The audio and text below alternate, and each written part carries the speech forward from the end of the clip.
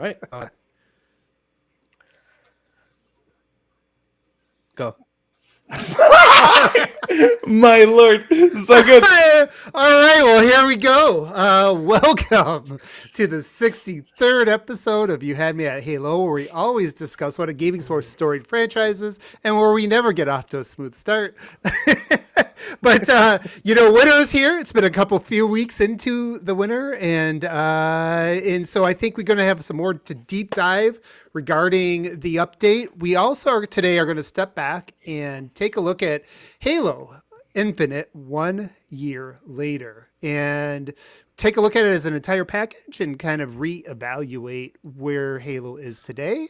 Then we'll talk a little bit about TGAs. Obviously, we didn't see anything in there. It didn't get any nominations. We'll talk about if there's some areas where we thought it maybe should have.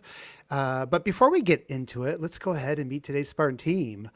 First up, we have Spartan Aarsal, a.k.a. Mr. Soulblazerz, a.k.a. Mr. Producer today. Yeah. So how's it going, Mr. Soul? It's going pretty well. And yes, Jesse couldn't make it today.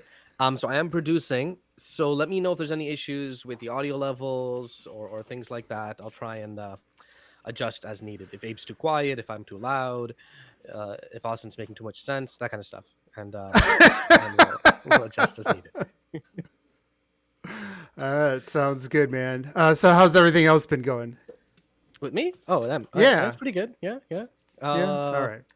I'm trying to think now. You put me on the spot. You know what? We're gonna just move on.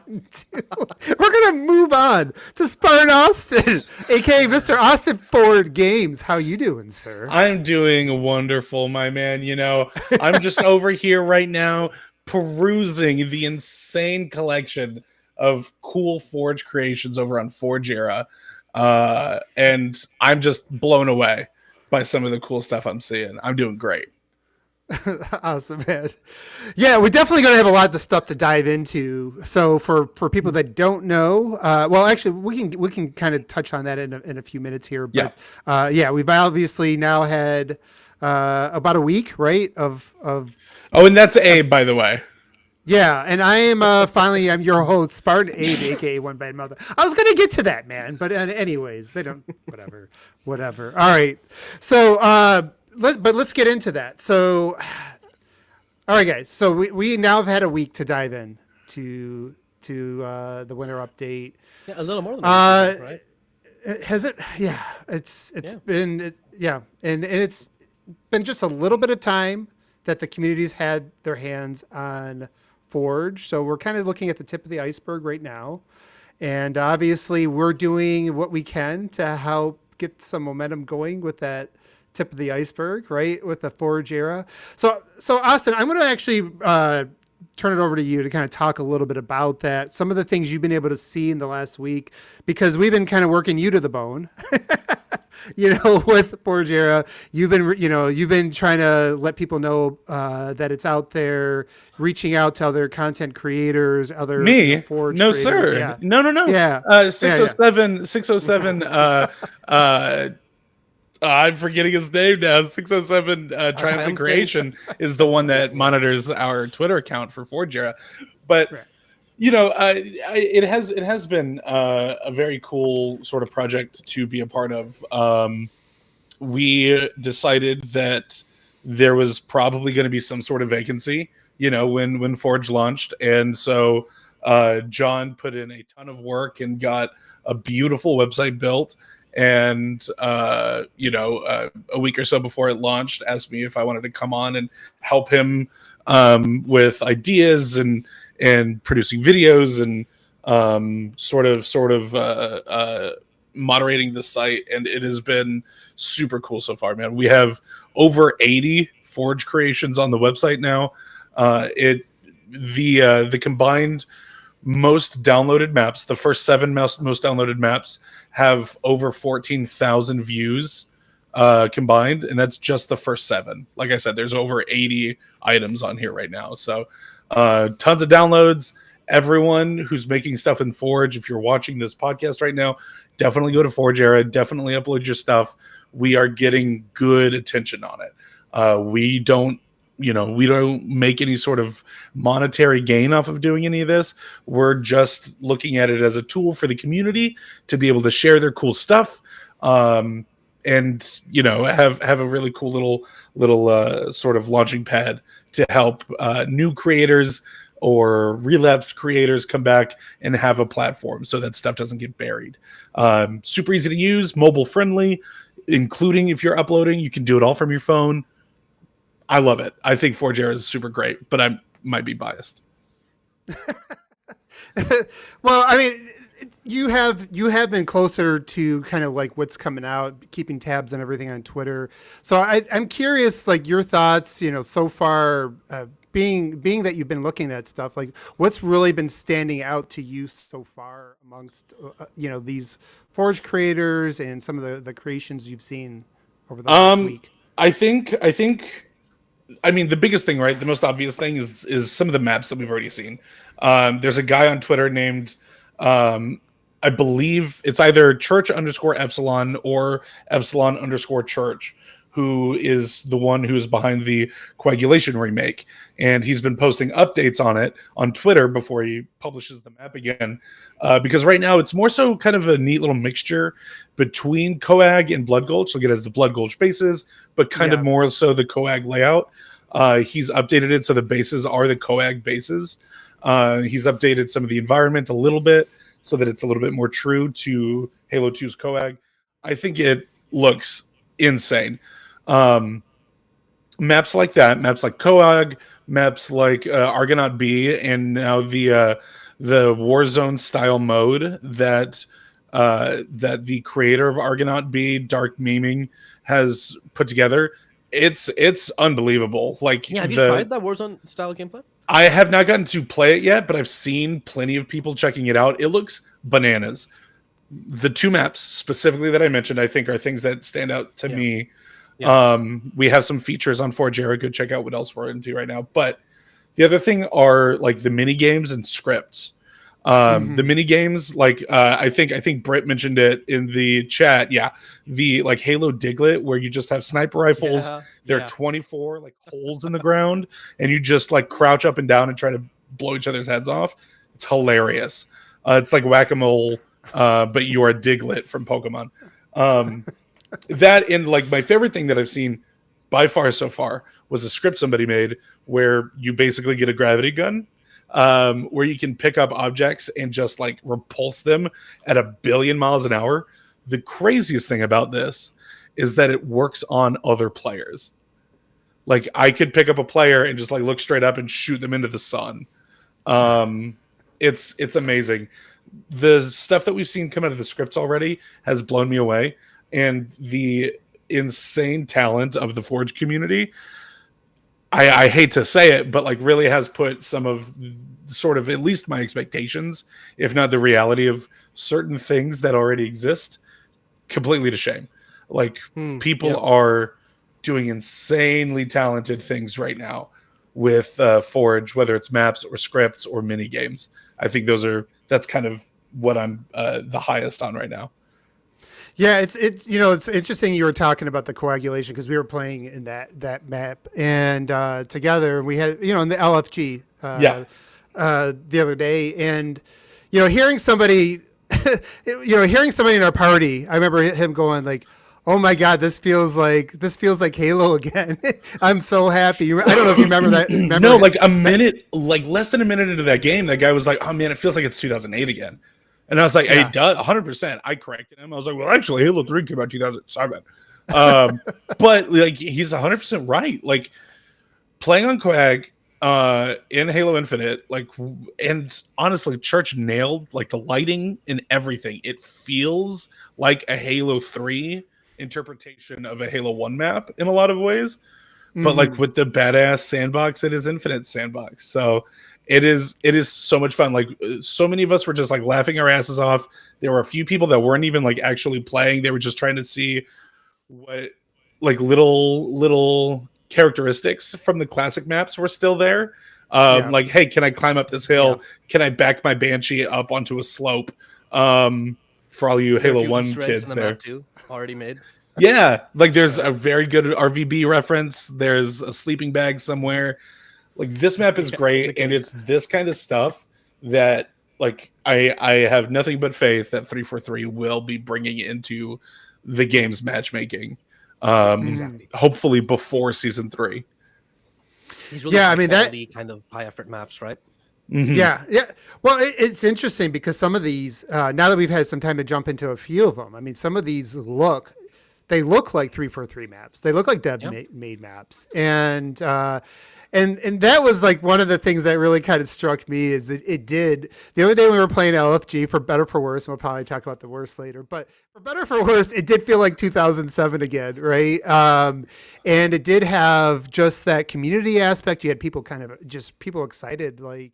And just even seeing a snow on a map again, it was just nice, Right. right? Seriously, You right? know, it's like, oh my god, I forget. Like this, what is this? Halo Infinite? We got snow on a map. You know, like it was that kind of stuff, and it really did bring out some of the missing pieces of nostalgia, and I feel like. The last year of the game, it started off really well and it did hit a lot of notes. But as it kind of wore on, it was like the live service. I think we started getting more and more angry at the live service aspect of it and waiting, and it just started to feel less and less like Halo as we kind of were, playing this, like we started to notice the things that weren't there, right? After the new smell wore off. Right. And that new Well, smell kind of came the back. problem with the live service game in general, right? Like if a live service game is suffering, like the thing that's going to be the most obvious is the live service part of it. Like obviously Halo Infinite's fun. Nobody disagrees about that. It's just unfortunately, yeah, like you're saying, it's the live service was severely lacking. Just was not cutting it. Yeah. Yep, And we needed the I don't variety, know. right? Well, go ahead, so you Yep. haven't talked yet. I'm saying is like I don't know if they realized they didn't have enough or it was an issue with COVID. I mean, we've talked about that for the whole, I think, like last year and a half, really, like the Yeah. various issues that led to it. I feel like, at least personally, I'm happy that we're finally kind of focusing more so on, hey, with Forge here, like it's good again. You know what I mean? Like things are generally, for the most part, there's still issues like the server, which we intimately just figured out again, like 30 minutes ago. Yeah, But, very unfortunate that like these server issues are still around. Yeah. And you could claim low population, but Not even anymore. Not when it anymore. was popping off last Tuesday, like when the population was the highest it's been in months, there was still like the occasional match where I was just like, cool, I'm just rubber banding all over the place. Yeah. I don't understand how. I mean, like this might get a little ranty just for a second, but I don't understand how a company like Microsoft can't afford to like provide stable fucking servers to their flagship video game franchise. Yeah, I mean, I'm sure it's a fair bit. I'm sure that it comes down to like an engineering problem more so than like an actual server problem. I think it's a net code issue. It's a compensation, Right? Because obviously, it's weird because I still feel like when I jumped on some servers with some buddies that were over in Australia, it wasn't Nick, but people that are in his neighborhood, and I had some really high pings. I was actually getting some favorable registration and things like that. So I do think there's something built into the net code that they're going to have to kind of balance out. I think, and I find I have more surprising issues when it's low ping. So I think that it's not just like the region select is a nice thing to start with, but it's not going to solve the issues. It's definitely more so for like the wider regions. In fact, I'm not so sure it makes a difference for literally any of us here. I think it just keeps us matching with NA over matching with other continents. You know what I mean? Well, what it does is it keeps us from matching. Hopefully, like it keeps them from matching with us when we're not trying Which to. Which ideally they shouldn't, though. I mean, America should have a big enough population playing that we don't match with European. And then they're playing. My brother plays at like 3:30 a.m., like 3:30 a.m. Then he starts matching with the Euros who start waking up. But before that, he really doesn't. I was gonna say though, I do gotta mention, personally, I don't get that many server issues. I really don't. I haven't for the entire last 11 and a half months.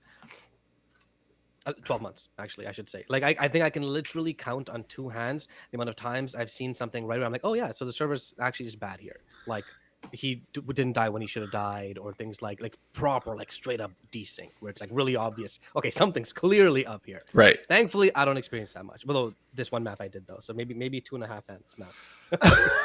I mean, I'd say it's like certainly less than 10% of my total playtime I've experienced server problems. Unfortunately, though, and it needs to be fixed. Yeah, no, 100%. Like the thing that it makes me think about is like, thank God this game is only PvP. Like if this game had like real PvE content to speak of at all, these server problems persisting through that would be like absolutely unacceptable. And don't get me wrong, like even the PvP stuff, it's still unacceptable. People put so much time and effort and energy into like the little fucking rank next to their names. The game needs to work. Right. But like PvE stuff is going to stress out servers more than I argue that PvE stuff is generally seen as more casual, especially in a game like Halo, so people don't take it as no, 100%. I'm saying though that like server load is going to be way worse. I see what you mean. Yeah. In like PvE modes than maybe big team. I think it's inconsistent, and I think, like I said, I think there's something to do with the compensation, that when there is disruption, it probably gets a multiplier, right, or something like that. Because you hear people that don't have issues, you hear people that have nothing but desync issues. So obviously, there's still some things they're going to work through, and we'll talk about some other stuff too, like that could get better. But going back to the positive, I do think that I want to make sure we just kind of close that one out. I do see. When we got a chance to play the other day, not only was there the nostalgia of a few maps in there, just some of the crazy modes. It's like, oh, man, I forgot this is what Halo's about. We played, was it Repulsor Soccer or whatever? Oh, dude, Repulse Soccer by Bob is here. It is so stupid fun. My favorite part about that is like Bob is here recommends 4v4. We went in with 14 people. It recommends 4v4? Yeah. And like it was just so much fun and chaotic. And like so I don't know if you saw, but I did put a feature out for Repulse Soccer as well. Yeah, I did. I had it playing earlier too. It's so much fun. Like, oh my God. Like I was just like crying, laughing the whole time. It's one of those things that I was like, man, this is what Halo is. Like, this stupid shit is what Halo is to me. And I know that that's not it for everybody, but like as much of a like sweat as I used to be, like, don't get me wrong, I'll never forget, like, I got a 50 in Team Slayer in Halo 3. It's like one of my proudest gaming moments. But like I would still like, oh no, we're gonna play tag, which is a game mode that me and my brothers played, which was energy swords and gravity hammers, honor rules. Yeah. Whoever's it has to be honest about it. 50% gravity, 300% speed, 300% jump height. Like it was just ridiculous. And we'd jump on like Sandtrap, the biggest map in the game, and like that kind of stuff. That's what Halo is to me. When I heard, like John mentioned in the previous podcast, where he's like, Halo is about the customs, and I disagreed initially because I'm like, I didn't play Halo Online ever until recently, right? It was just with local co-op, my brothers or people over, and like I didn't touch Forge at all, other than like Halo Reach, like the dev made Forge maps. I played on those a lot for some reason, but then I look back at it, and it's like I still did play a lot of custom games though. One of our most played game type ever was this Prisoner Rockets. 4 of us in Prisoner or more, with just pure rockets, right? We played it a little bit in one of our play sessions too, and like you're right, things like sword and gravity hammers, 200% speed, right? Stuff like that. It really is at the core, or it's one of the cores. Definitely. I mean, Halo's just first-person shooter Mario Kart, and like the more that people recognize that and appreciate that and build the game around that, like the competitive stuff will always exist because. Halo was built to be a party, like multiplayer game mode thing. It was meant to be silly and not be taken hyper seriously.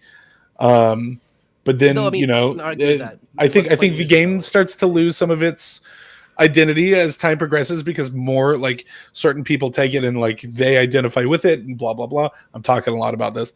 I think that Halo has the opportunity to like really go hard into what this is right now. Yes, and God, I hope we get a custom games browser beta before season 3. Yeah, that'd be nice, right? I mean, it just has to make sure it works. I guess it's the most important thing. I do think, though, if we're looking at Halo Infinite's path, let's say, I do think that while Forge wasn't ready for release, which it wasn't, I think they made the right decision by kind of focusing in on the competitive scene and getting like a full year of that going. I think they had no Over, choice. I think you're right. yeah, yeah. No, but I mean, they could have maybe like pushed an Action Sack playlist out or something like that, which they probably should have anyways, to be honest. But if they had the focus, which was the competitive aspect for the first year, I think that was the right choice. But now it's year 2. Now it's the year of Forge. Really, it is. Even for the competitive side, this is the year of Forge. Like I'm talking to people and they're like, "Dude, I'm playing maps like Curfew, playing maps like." Not Haven, there's another map they mentioned. It's like, and it legit feels so much better than a lot of like the ranked games right now. Like they need to start putting these maps into matchmaking and into ranked specifically. I think this is gonna be the year of Forge, personally. Well, I'd even like some of these maps. Just, I mean, you could throw them into a Social Slayer or whatever. No, definitely. Just with the normal balancing and gameplay and movement, weapons balancing. To put all of that into some of these maps because they do. From what I've seen, they play well enough. Now, I get it. When you get to competitive level, people find ways to exploit things, right? You find ways to, unbalance them. But just for the Joe Schmo, just kind of jumping in here, what I've seen so far has been fun, just as a regular game mode. I do think Halo's both. I do think it has, even if it wasn't initially, because I did see that the former Bungie employee say, hey, Halo was supposed to be more of a super or whatever. Like, it was basically supposed to be party game, right? But people did figure out how to make it competitive pretty fast. I mean, even Halo CE. I remember they had. I actually saw the video again recently on. Dude, that tournament is so fun to watch. It wasn't G4, or actually no, I think it was like precursor to that, early days G4. Yeah, they had like a Halo CE tournament, and it was before Halo 2 came out. Yep. But I was gonna say I saw Soul responded to it in the chat, but excuse me. Sorry about that. Somebody in the chat said that the cool thing about Halo is that it's for everybody. Like there is the social aspect, there is the competitive aspect. There's also just campaign. Like some people only play Halo for campaign, and that's super rad. Like I'm super excited about Forge for so many reasons. All the cool content that we're gonna get. I think that is amazing. I think it's also going to be cool for people that are like, I'm interested in like figuring out how to get into level design. Like this is just another avenue. Like, it's a little complicated, but it's not anything like learning Unreal. Like this is a great way to like teach yourself the basics of like level design and how all of that works, and then get into like quote unquote real game engine developing. But like, man, it's just like Halo provides so many cool different opportunities for so many different kinds of players. And I really hope that 343 takes what they have right now, which is an incredibly successful Forge tool, a very fun game, and just like cranks that shit up to 11. Like, I'm not saying that we need whatever the next iteration of Forge is in 3 months, or else game dead. But like we definitely need to keep the momentum going, because I'm worried that after 2 months, it's gonna fall off pretty hard. I think that might be inevitable. Well, let's say you. Yeah, I mean, I understand that. The thing that I kind of I've always thought Forge. When we started this podcast, and even as this game went down a bit, I've always looked at Forge as the thing that if Halo Infinite was ever going to get a mainstream appeal, I always thought Forge was going to be the reason for that. You talked about like, Halo is it competitive, is it casual? It's kind of both now. I do think, they have the loyalty. The competitive is like their floor for Halo. It's always going to keep it somewhat relevant because the people that play Halo competitively, and I'm somebody that doesn't play like professionally. I'm not that good, but I'm as somebody that likes to play the ranked a lot. And I did play, over 2,000 hours of Halo 5 ranked. As somebody that does enjoy that it feels like it's the closest thing to a sport to me. There is nothing else in gaming that really replicates Halo's competitive, version of competitive play. So I think that's always going to have the stickiness because of that. But that stickiness has a ceiling too, because it does have a high skill gap. It does intimidate people as people get older, like myself, and I'm realizing, oh shit, I'm losing a step. It's like, you know what, maybe I will play a little bit less sweaty, because that was frustrating to know that I'm losing a step. Like I'm going to be 47 here soon, so it's like, I'm past my prime. Even LeBron at 47 is not going to be as good as he was. So like and I do think that Halo's ceiling is tied to its social, and I think that's the way I would kind of probably define it. Like its floor is set at a pretty standard. I fully agree. But its ceiling, wherever it can go, if it's going to get exponentially higher than where it's at, whatever that potential is, it's going to come from the casual play, and that casual play is going to And that casual play is going to be fueled by Forge. Now, the one thing that I would sort of like not push back on, but just one thing I would like say to step back and consider, it has been out a week, right? People jumped on out of curiosity. They'll jump off. It's going to do that thing that all live service games do.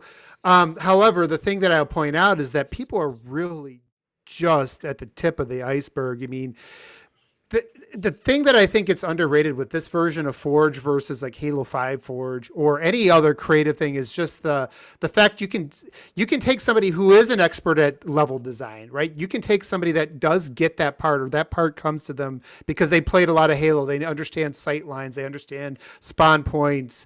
They can block out a map and make something that flows really, really well.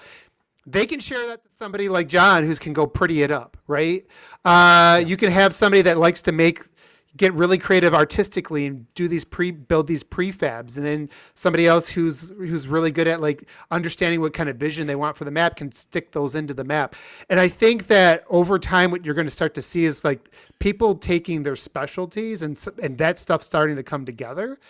And when that starts to come together and you start to have high quality experiences, and you mentioned now too, like the game design. So we talked about level design, but just the game design aspects because of the scripting, people are going to come up with their own little unique gameplay types. We talked about Repulse Soccer, but like we've seen other things. People RPG elements people are putting. No, I didn't see that. Yeah, the cannonball is wild. So like right away. I saw somebody too has like a prototype C4 script right now where you walk up to a wall, you like hit a button, a little small box appears, you walk away, you hit the button again, and now it's a doorway. Like obviously very early, but like even in the leaked build, we had people building boss fights out of like Forge items. The potential is absolutely there. I think the thing that I didn't think was going to be a big deal at the time, but is starting to set in for me now, and this is like the most, I know I feel like I've been super negative on everything so far, but like I'm genuinely like super high on all of it. The biggest bummer for me right now is that all of the user generated content is great and made even better when you have amazing websites to support it, like ForgeEra. The problem is not going to be discoverability for content. It's going to be playability, in that like I will not LFG for a team of people to play Halo with, at least not by myself. I will need to have friends with me before I consider LFGing for people to play with. One bad experience doesn't, because I did LFG a few times after and before too, and to be honest, most of the time you're not even in a party, like no one's talking. It's just no, for sure, and you just play the games. It's like a normal matchmaking game. And like that's totally cool. I will say that like for me, half of the fun when playing something like a Halo is like the voice communications. It kills me that people don't have open mics anymore. Like I made so many friends playing Halo 2 and Halo 3 back in the day because of like open mic lobbies and shit. And like it's fun to trash talk people. But Mort brought something up the other day that I think now would be a good time to reference. I thought I had it pulled up still. Where did it go? Oh no. Do we want to wait on but that? So I guess let's quickly. So when we played LFG, me, Austin, and Abe. I linked it in the Discord, by the way. Sorry if you if you see it there. We had a great time, but at the same time, it was a pretty. I was about to make an Attack on Titan reference. It was a reminder that It was 2007 all over So again. both I in the best tweeted and the about worst. this the other day. If anyone listening or watching follows me on Twitter, you saw me talk about this. Maybe it was for better or worse, like living in 2007 again. I'm going to preface this with a question that Mort asked us, which was, "Hey there, Spartans. Last night I got a very colorful hate message after a match. The person was very upset that my team won. Apparently, I'm an Aarsal and somehow still beat their ass. I thank them for being so nice. This always upsets them for some reason. I reported and moved on. What is your favorite interaction with the Halo community? Hugs, Mort." Mort, we love you, buddy. We appreciate the question and you always being around. I mean, like, as far as like favorite interactions in the Halo community go, if you're asking genuinely, it has always been like conventions, going to like RTX for like 6 years in a row, running into people like randomly on the street. I was a manager at a GameStop here in town for a couple of years, and so I got to host a midnight launch for the Master Chief Collection, and so it was really cool meeting people like fellow Halo fans in person, and hilariously recognizing people that I'd seen at midnight events since like Halo 3. That kind of stuff is genuinely my favorite stuff. But the other night, when we were all playing together, me, Soul, and Abe, we ran into this LFG group. We played for like 3 hours together with a lot of fun. 20 minutes left in our little session. Someone started doing an incredibly offensive Middle Eastern accent. And like 2 or 3 other people started doing it too. They thought it was hilarious. They stopped doing it pretty quick. I was like, man, that sucks. I feel bad for people who like that is directly affecting, because it sure isn't affecting me. And like, you know, feigning those feelings for people, or like performatively being like, oh, I'm a white guy, but like I'm really sorry for my brown friends. But like, it's shitty. It's offensive and it's shitty, and like it doesn't take really anyone dumb thing to do. Intelligent to recognize that. My favorite thing was 5 minutes later, someone used the like homophobic F slur within used it twice within 2 minutes of each other. And I was like, cool, like this sucks. Yeah. I know video game community is perfect. Every online video game community has assholes in it. I've become very spoiled with Destiny, which has always, since its inception, been pretty LGBTQ friendly and like not shy about that. Like two of the biggest main characters, actually 3 of the biggest main characters, 4 are all queer to some degree.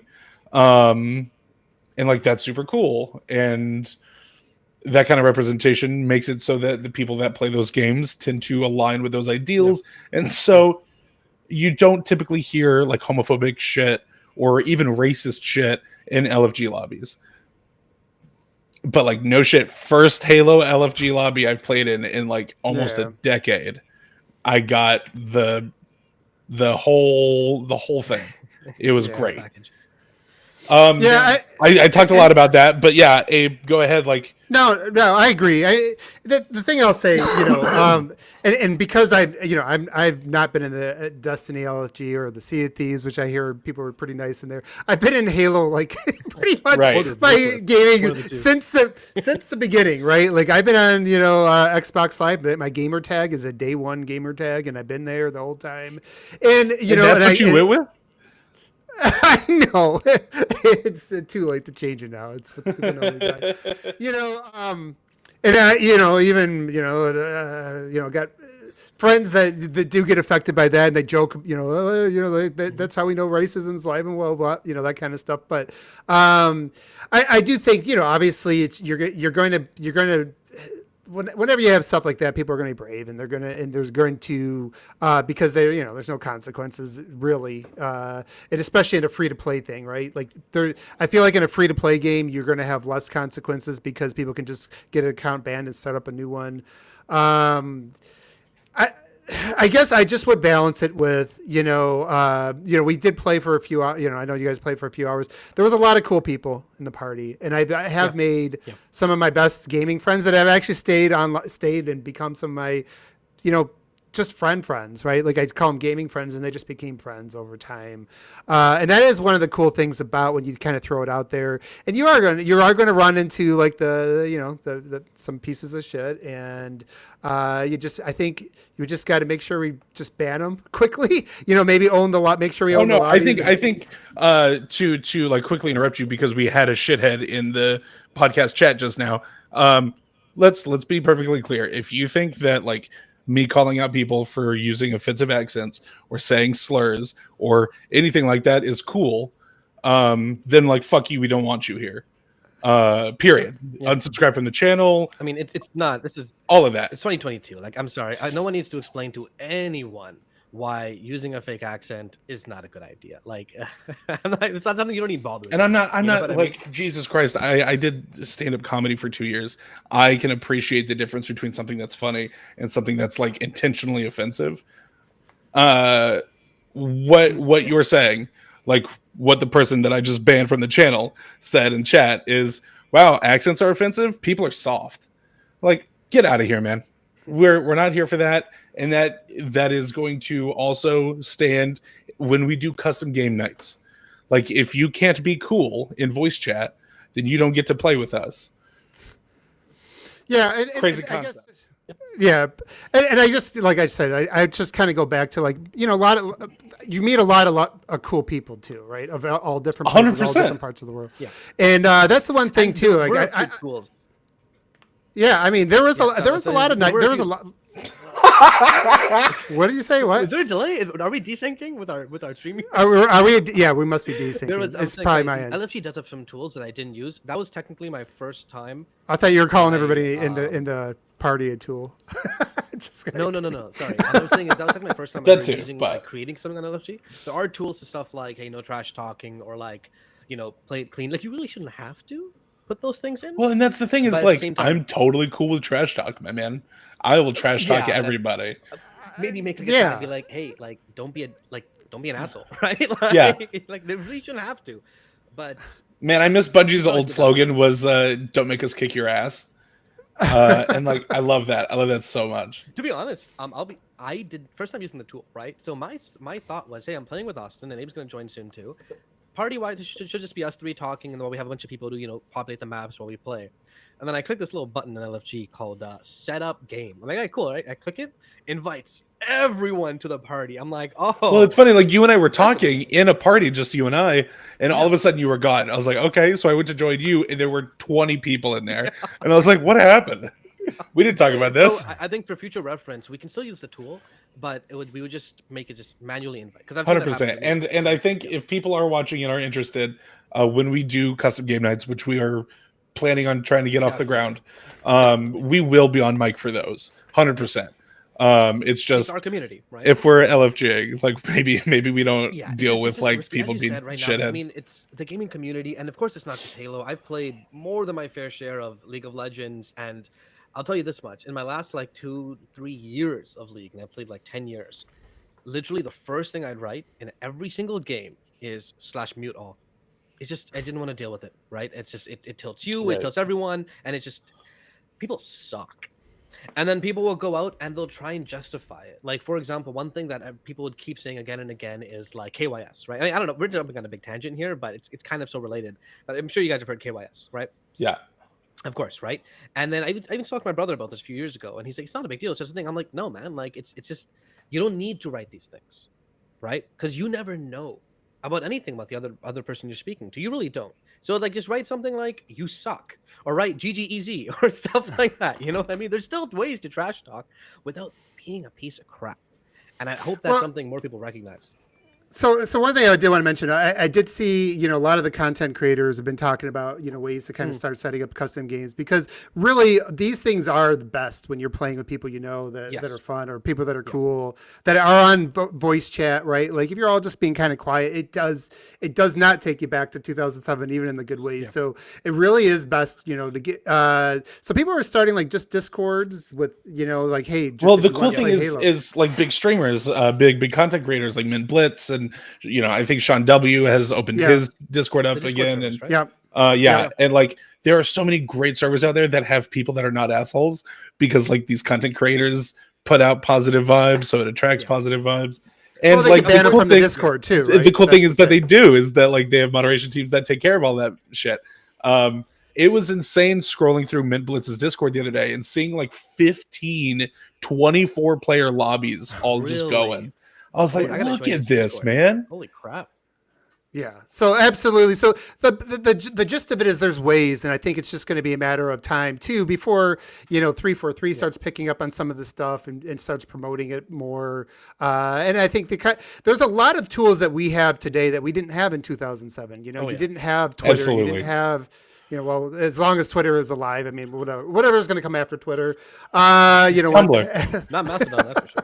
Tumblr. Oh, dang, the return, the Lazarus. We do have Discord, right? There's all these options, and so the gist of it is, and I think just kind of bringing it all back is there is a lot of there's just so many things now, that there's so many opportunities, and I do think that you're going to ride some of these, there's going to be still some down slopes on any live service, like I mentioned, but we really are not, we're at the tip of the iceberg. There's going to be solutions to problems, because the community, you saw how negative the community was throughout this year. And honestly, I felt it too. I don't usually I don't like to go piss in everybody's, cornflakes Cheerios or whatever, Cheerios or whatever it is, so if I'm feeling away, sometimes I'm just like, you know what, I'll wait, I kind of know that things will change in time. And so, but I could feel the fatigue, right? I could feel the fatigue and the frustration with where things were at. Even though I knew there was going to be stuff down the pike here. But even amongst all that, with all the frustration, with all the people kind of like just angry at Halo and stuff like that, you are now seeing people like, some of the same people that were being toxic are really capitalizing on Forge and the popularity now. And but it is just SEO chasing, I guess.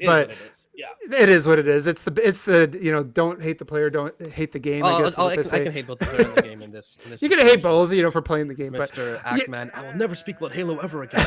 Okay, I had to. Called out directly on Twitter. Why? Oh, I only get engagement when I do this. I'm like, bro.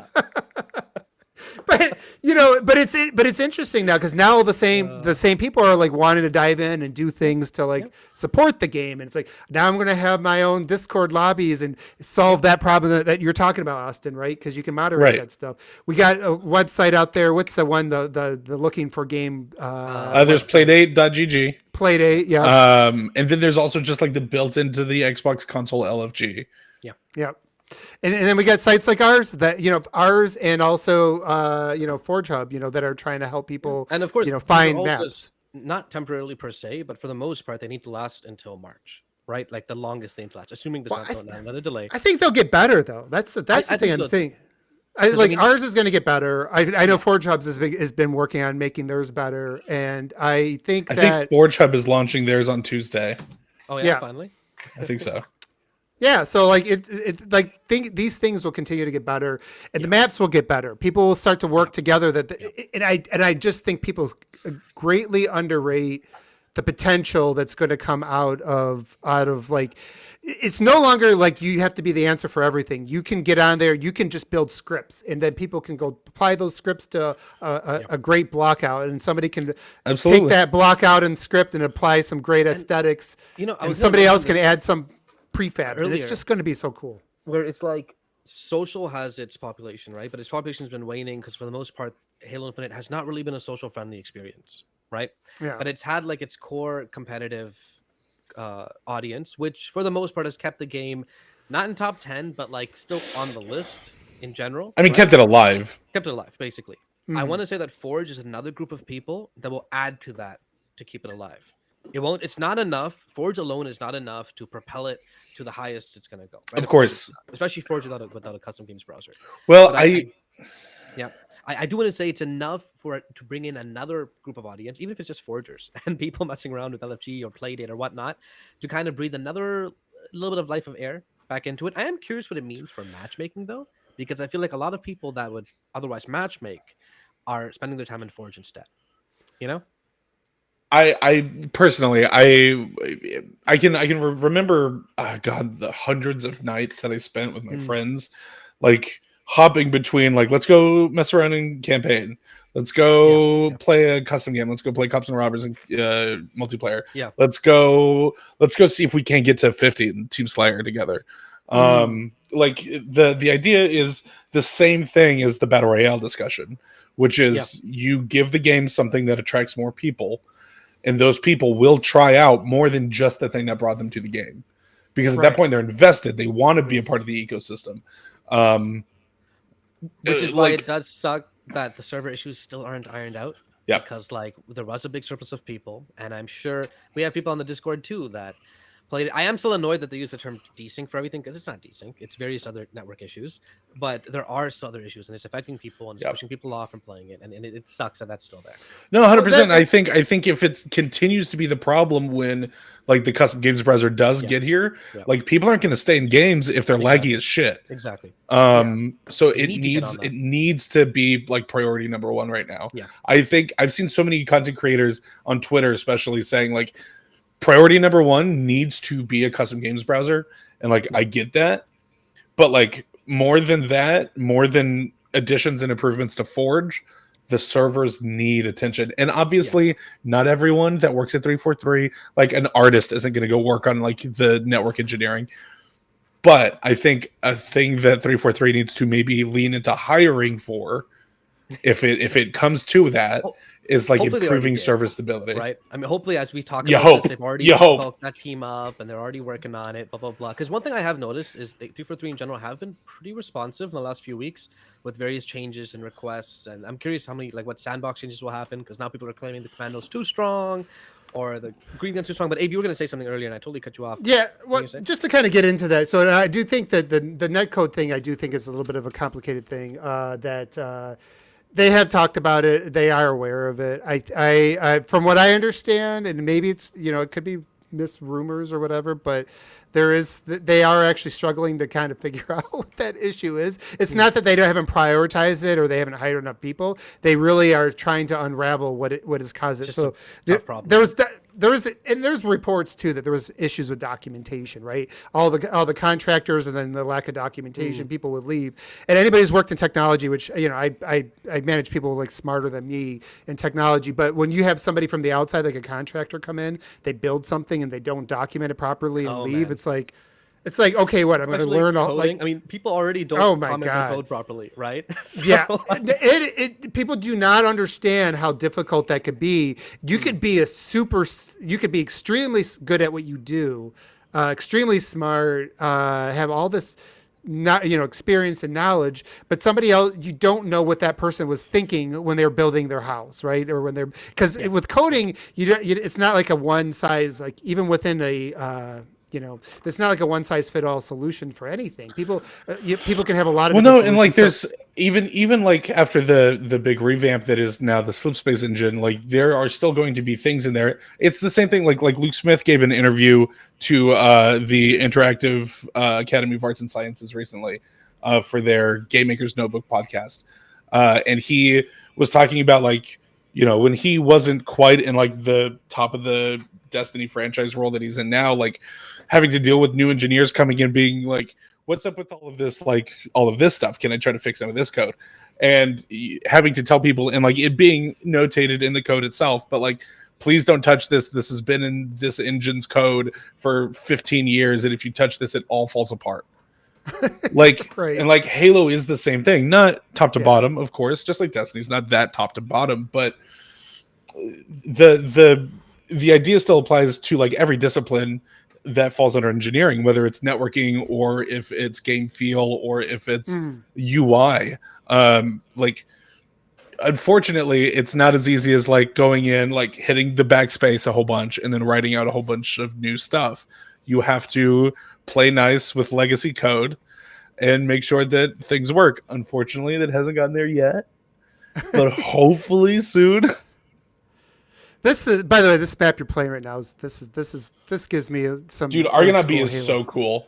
It's one of the featured maps right now on ForgeEra. If you are looking for a download code, this map is fucking enormous.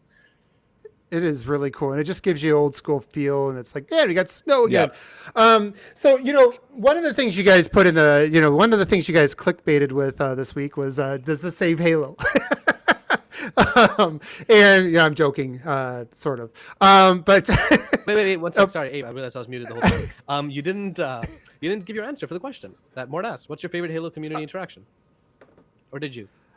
Oh, I mean, like, really, it's more general. It's just making friends, man. And even when we were playing the other day, like, just a couple of the guys in there were really cool, and it was like I didn't know them before, and I wish I would have like just sent out like, hey, like, shot them some before I jumped off. I think I had to go to use the restroom really fast, so I didn't stay on and send anybody messages. But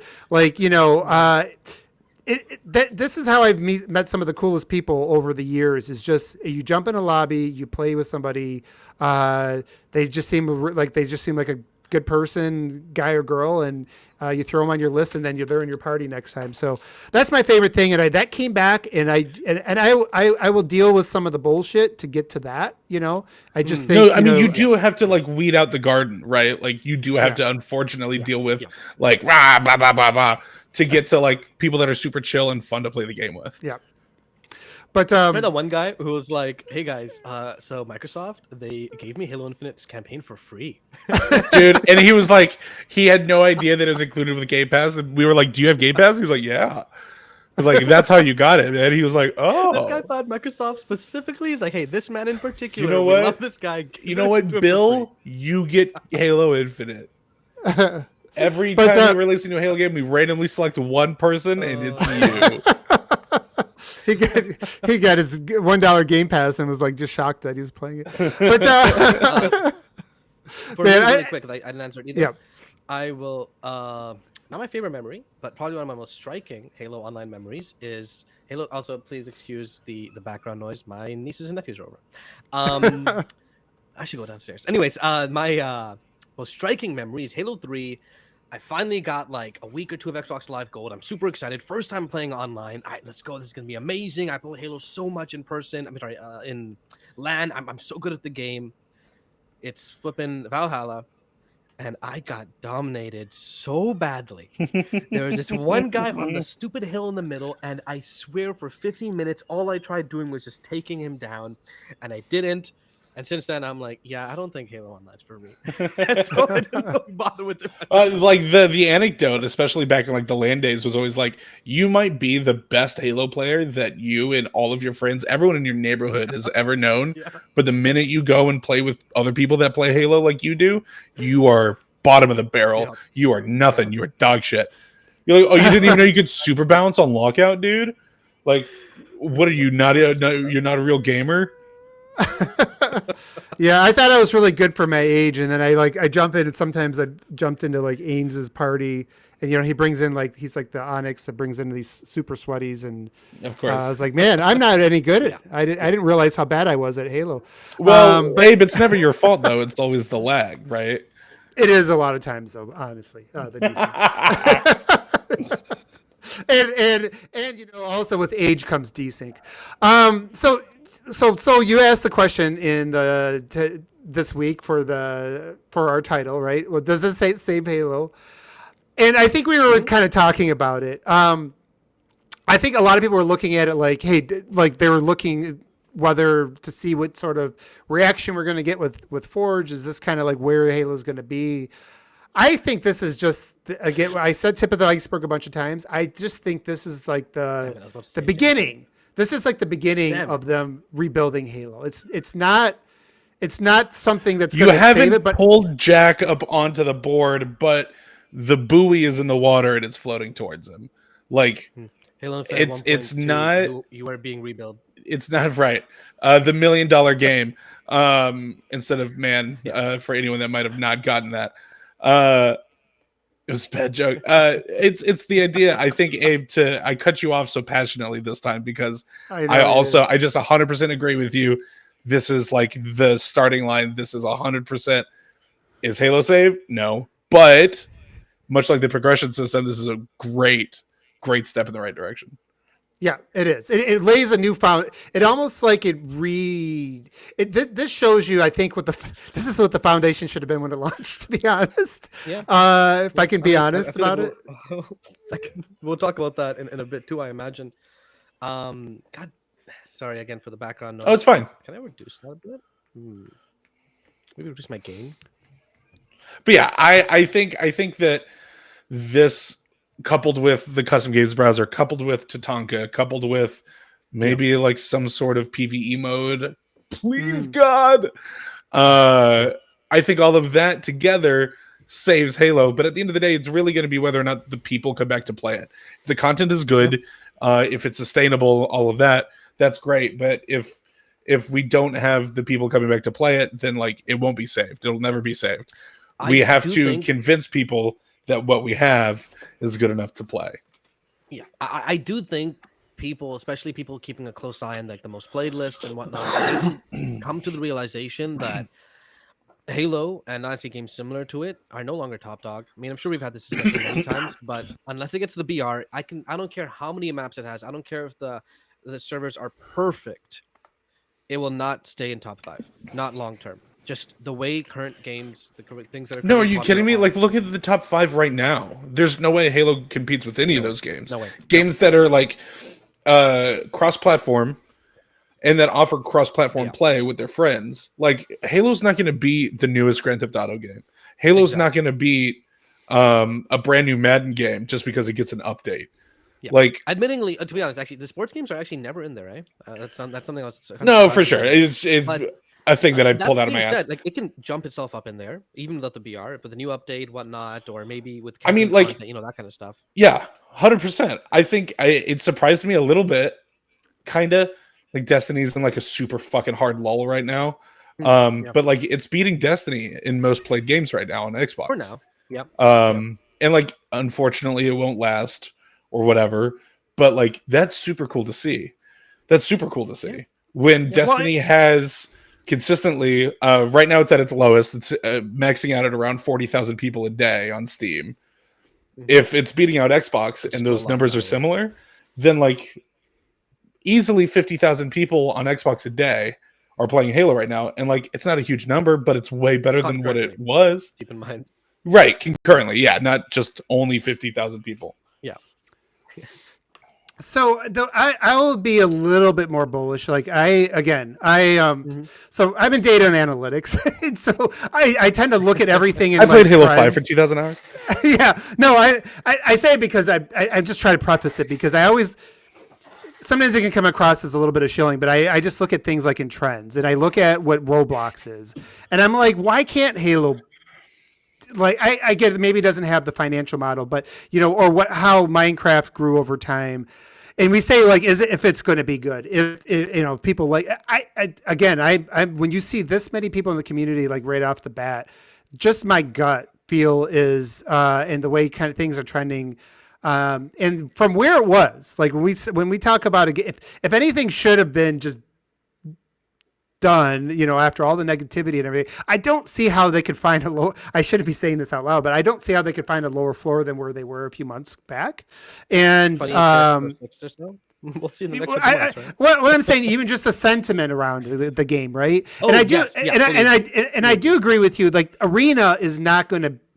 Arena does not have a mainstream appeal. Arena is got a high skill gap. It's going to always keep people out because of that. To be fair, even as long as you're on this list, you're still mainstream. Like, still like the top games played. I'm thinking Fortnite, right? Like, Arena's never going to reach Fortnite levels. You're not going to have like that what's it called? The viral appeal that these other games have, right? Yeah. But this to me, like. There's never been a tool this like when I look at Roblox and I look at Minecraft. Like you can't like I'm just seeing the stuff people are doing scripts. I'm now watching. I scroll through Twitter while I'm on the show here, and I'm just like to see like what sort of things people are calling out. I'm watching like I retweeted this racetrack thing that looks like it looks like it's a Nintendo racing game, like with the way that it looks with all these neon it's colors. digital. Yeah, it's supposed to be Rainbow Road.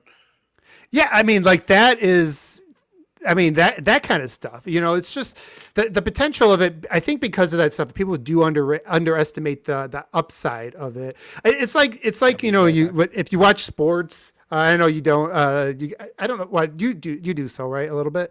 You know, sometimes you draft a player, and there's players you draft, and you know what their upside is, and you know maybe they'll hit the ground running a little bit faster, but you know they have limited upside. I look at something like Forge as something that has, you know, it's one of these things that's really, really raw right now, but you can see like, hey, if this player develops all its fundamentals, it could become a superstar. And I do think Forge has superstar potential, I guess is what I look at.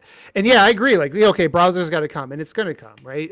So they got to get that stuff right. And you don't want to like obviously lose trust because you have some momentum, right? That's one of the dangers over time is that, hey, if you do have a lot of missteps again, you will lose trust. And there's only so many times you can probably try to rebuild that with people. Right. But as a prospect, I just say that this has upside. It has the upside of a superstar because there isn't anything that has this kind of scripting, this ability to share with people, and also just the gameplay that supplements it is just up there, right? So just throwing that out there. But yeah, it's not safe today, but the potential is never been. I just. Every time I see something else, I'm like, oh my God, I can't believe somebody thought of that. I can't believe somebody thought of that. You know, so it's just now we just got to get that stuff out there, and I think they will. You know, anybody else want to say anything about is Halo saved? Or did we cover all that? First off, I do watch some sports. Yes. Secondly, sorry, I just found the video on Twitter. That is actually super cool. Holy crap! That is crazy. Yeah, I don't know if you can share that, but that is yeah, Twitter video player sucks, but it's trudging along. What is this clipping? Sorry. I'm okay, I'll be honest. I named this title as it is because I don't think it's saved in the sense that I don't think the game particularly needed saving per se. Right. I am still of the belief that the game was never dead. And I am still of the belief that if I'm talking to someone on Twitter, and this happened literally, I think yesterday. So we're just looking at your files right now. Something like, yeah, someone just taking a look. Oh God dang it! Smooth move. At least you cover up those porn files real quick. I'm just kidding. This is why I guess the producer doesn't talk much, huh? But anyways, God damn it. Oh yeah, okay. If someone tweets out to me and they mention like 2,000 people on Steam, I don't even bother. I just mute the conversation. It's not worth the discussion right now. Because I do think that even at its lowest, even when it was 26th, 27th most played on Xbox, it still was alive, right? Yeah. Is Halo saved? Not yet, in terms of what people think is saved, which is like, it's back. But people are really asking is it back? Is Halo now the big dog again, right? Yeah, and for those people, I'll say, hey, get a time machine and go back in time, because your 2007 is never coming back again. Right? Period. It's not. It's times have moved on. You're not as young as you were. You don't have as much free time as you did back then. That being said, you know what's really interesting, and it's kind of related, is every Halo game comes with a new generation of Halo players. And it's something I didn't really interact with as much, but as I interact more with like the professional scene a little bit, and my brother and people he plays with, it's like there are people that are literally known as Halo 5 kids, because they came in through the game through Halo 5. That's all they played. Mm-hmm. Infinite will have similar things. So they'll have people coming straight in through Infinite. I'm rambling here. What I'm saying is like Forge is a great first step, like Austin said. Same thing with obviously the challenge system. Honestly, I'm really happy with the current progression system just because of how much I hated the old one. Right? So even though it's like pretty simple and basic, that first step is such a huge leap ahead from where it was before that I'm like, yes. So we call that Stockholm syndrome. Fair enough. But yeah, this is a great first step. Yeah, I think if they can keep Forge up. I mean, did you guys keep track of the Forge maps, like in terms of like the page count? Because Forge released it's insane. on Tuesday, right? And it was like 2-3 pages. I checked it in a few hours, 5-6. I can check in the next day, 10-20. Right now, you check, it's nearing 200 pages, just Forge creations uploaded and ready to be downloaded by people. And we're 10 days. 10 days into Forge being released. Yes, the player base, the highest it went to was, from what I checked, 11th and 12th from Canada and US, and it dropped back down to 12th and 13th, right? So it's not gonna break that top 10, which, to be fair, I predicted top 12, so I still got it. But that being said, it's like the momentum is there. Custom Game Lodge is not here yet. That's okay. Fix the servers first, anyways, right? Right, Like the yeah, ball is please. in 343's court. Yeah. Is how I'll say it at the end of the day. It's now up to them to keep this momentum going, and hopefully they can, right? Like I we hear can't say a anything little bit of an echo. Yep. All right. So, real quick, I do want to just touch on a couple things before we move to the next topic. So, we did have a week now. You mentioned the progression. I think that's an obvious one because the old progression stunk. So we won't spend too much time on that. It's just nice. I mean, even getting back to basics, just getting away from that challenge system, or the fact that I don't have to engage in the challenge system to get through the battle pass. I'd like to. Oh man, Master Chief has made an appearance, by the way, guys. I would like to see them take that a step further, though, and get rid of the challenge system, even for the weeklies. So, but now what about the? These days you'll play and you'll get it without even realizing. Like honestly, like maybe. Austin was saying, he was on the last challenge without even like what the heck, like it's just there. You know? I forget. I'm gonna put on our. Yeah, that's gonna be cheesy. Man, I need to get one. So what about the weapons balancing? We had a couple weeks with that. I think you guys touched on it last week when I wasn't able to make it. So if you follow the pro scene on Twitter at all, some of them are very vocal about their complaints to the Sandbox, and they do have a couple valid complaints, especially with Argyle, which is that too many weapons spawn at once. I agree with that. In general, I feel like these pickup weapons should be like pickup weapons, power things you need to play towards while you play the game, not something everyone has.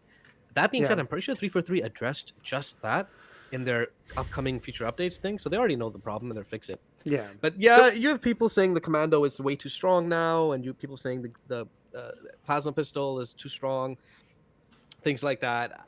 I don't know. I don't agree personally. I like the commando the way it is now. Yeah, I think like obviously Halo's always had weapons that were mid. They weren't necessarily power weapons, but they were better weapons, right? That's always existed. Yep. Yeah, so I like seeing commando fill that role. Well, so now it can't be. I think with Halo Infinite being a live service game, it's also fair for people to. Demand isn't the right word necessarily, but to hope for meta changes every so often. Yeah, I'll agree with that. If not, like no game can be perfectly balanced. It's not how that works. But I think if you avoid like overpowering and underpowering certain things, then like a game gets stale really fast. Yeah. That's part of. I love how ridiculous the plasma pistol is right now. This shit's so much fun. I haven't been using it. I've been chasing down the commando though. So, like, I don't think the commando can be now interchangeable with the BR like it was, right? Like, you sometimes trade off spawn points. Like, you pick up the commando now if you see it and you're playing ranked. You should be picking it up anyways. You should get better with it. Yeah, because if you don't, you're gonna get smoked by it. Because if you know what you're doing, if you have good aim, right now the commando will just melt people. That being said, you can still outstrafe it. Like if you're the better strafer, if you're the better player, even with the BR, you can outduel the commando. You know what I mean? It's like it's harder, obviously, but it's a map pickup, right? It's not just a weapon you spawn into the game with. Right, but it's not a 1-to-1, and they did nerf the BR a little bit, which I will say so far my early experiences, and maybe it's just because it is the meta change and makes the game feel fresh. I like it because you know what it's doing is it's widening the sandbox, and if you do play in ranked, it encourages you to pick up more weapons. You to pick up other weapons, yeah. Yes, wild. It's a big part of Halo in general. The sandbox of Halo, right, is all about map pickups and making taking map control so you can get this weapon that spawns. Man.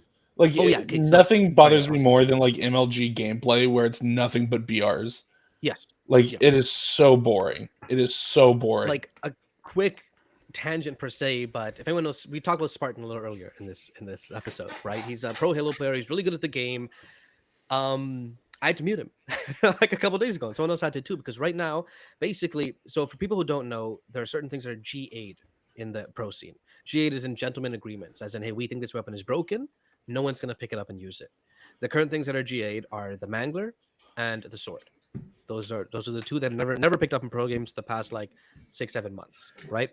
343 knows they tried fixing the Mangler by reducing the melee damage of every weapon, which was, I thought, kind of weird. Except for the battle rifle. Except for the battle rifle in ranked, which I thought was even weirder because I've died in social. Like, we just played that Team Slayer, and I'm like, dude, you should have. Oh, it's not ranked. That's why the melee didn't kill you. But they're making changes right now with the sword. They're making it so that you can actually trade melee kills with it, which is good. I don't know why they couldn't do that before. But like, you have certain people, right? And this is where I think that the hard part comes to 343 is balancing these pro players who play a lot and are obviously a big source of the popularity of the games for certain groups, right? And them saying things like, oh, we got to GA this, and this. We have to GA all this stuff. It's not working, right? And then just the average player that plays the game and wants to have fun and doesn't want the sword to be a wet noodle, things like that. It's tough, and I don't envy Tashi or any of the 343 team there at all. But so far, what do you got? What is your opinion? Like, do you like the balancing of the BR and Commander? I mean, again, my issue is I haven't played Twitch matchmaking. I'm level maybe like 4 in the battle pass because first off, there's like 1 million games that released in the last week. Sorry, like literally 1 million games, man. God of War, Pentiment, flipping a game I'm reviewing, which makes my fingers hurt. By the way, when I play, we'll get to that more later. But Halo is just Forge for me right now. Exploring Forge maps, doing LFG, finding people to play with. It's rare that it's really for anyone who hasn't. If anyone watching, by the way, for those watching and who haven't clicked like yet, please do so. But for anyone watching who hasn't tried Forge yet with a group of people, give it a shot. If it really harkens back to the old days a little bit, even if just like, hey, one more game, kind of. You want to keep going. You're with a group of people. You don't want to stop playing. It's just. That happens in I could rank sing too, Faces by of the Forge for like hours and hours. Like when the game is working, I'll say that that does include regular ranked as well. But yeah, so it widens the sandbox. The Commando was a really cool weapon. I remember even writing about it when we did the tech test. That was one of my call outs was, hey, how cool is this weapon? It does fit in perfectly within the Halo sandbox, but yet it was it was interesting. It had its own. It wasn't just like a different version of the BR, right? Like it was something that felt like it had a different functionality and different. It's not like a advantages. carbine or like a light rifle, right? It's different. It has its own. Yeah, it had its own identity, and the fact that they kind of nerfed it down to the point where I get it. Like, if you're a diamond in Onyx, people were still picking it up because if you had really good aim, you could it still had a faster time to kill than a BR. But for the average player, it wasn't something they were picking up, which was nice when you're playing a big team battle. It's like, they kept leaving. It was always, if I play big team battle, it was always on the wall. It's like everybody just like ran past it. I'm like, all right, I'll take it. So it was nice that people left it. But I think you do want to show off the newest weapon, right? Like the newest cool thing that they put in there. And I think this does like bring it back to being something that is interesting again for the average player, maybe. So I do like some of the meta changes. I haven't used the plasma pistol much, so I can't really speak to. It's ridiculous. The tracking is like it's so dumb. It's so dumb. I love it. I'm nerfing that again. But I don't think they're gonna make any sandbox changes until like the competitive season starts again, and they have like a few tournaments to figure out, hey, what works, what doesn't, that kind of thing.